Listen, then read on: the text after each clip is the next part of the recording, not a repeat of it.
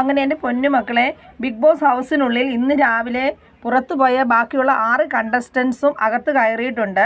പക്ഷേ നമ്മുടെ അകത്തുള്ള കണ്ടസ്റ്റൻസിന് ഇവരെ വാതിക്കൽ വന്ന് നിന്ന് ആനയിച്ചുകൊണ്ട് അകത്തോട്ട് പോകാൻ സാധിക്കുന്നതല്ല. അവരുടെ ഡോറ് ക്ലോസ് ചെയ്തിരിക്കുകയാണ്. അപ്പോൾ അവർക്ക് അകത്ത് നിന്ന് ഇവർ കയറി വരുന്നത് കാണാനേ സാധിക്കുകയുള്ളൂ. അകത്ത് കയറിയതിന് ശേഷമേ ഇവരുടെ ഡോറ് ഓപ്പൺ ആകുന്നുള്ളൂ.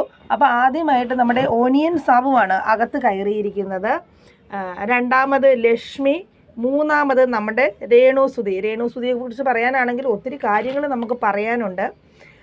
നാലാമത് ആര്യനാണ്. ആര്യൻ നല്ല ഒരു അടിപൊളി സ്പെഷ്യൽ ഡാൻസ് ഒക്കെ കളിച്ചാണ് ഹൗസിനുള്ളിലേക്ക് കയറിയിരിക്കുന്നത്. പിന്നെ അഞ്ചാമതായി നമ്മുടെ ബിന്നി കയറി.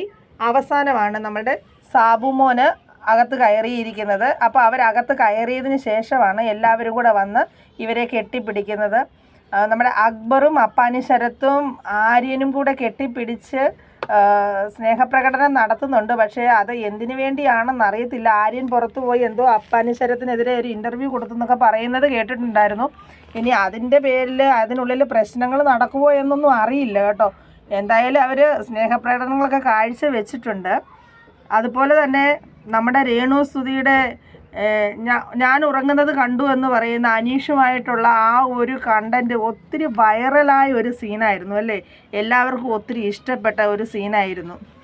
ഏതായാലും അങ്ങനെ എല്ലാവരും കൂടെ ഒന്നിച്ചു കൂടിയിട്ടുണ്ട്. ഇനി എന്താണ് അതിനകത്ത് നടക്കുന്നതെന്ന് നമുക്ക് നോക്കാം.